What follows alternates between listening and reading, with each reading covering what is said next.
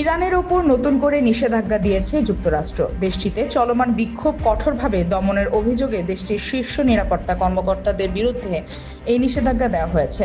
এছাড়া মার্কিন অর্থ দপ্তর 18 ব্যক্তির ওপর পৃথক নিষেধাজ্ঞা দিয়েছে। বৃহস্পতিবার রয়টার্সের এক প্রতিবেদনে এ তথ্য জানানো হয়।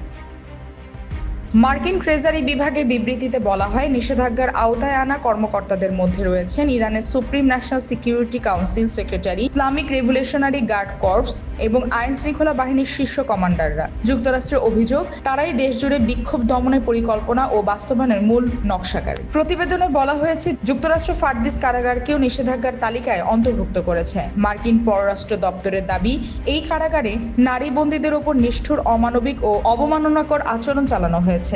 এক ভিডিও বার্তায় মার্কিন ট্রেজারি সেক্রেটারি স্কট বেসেন্ট ইরানের শাসক গোষ্ঠীর প্রতি কঠোর হুঁশিয়ারি উচ্চারণ করেন।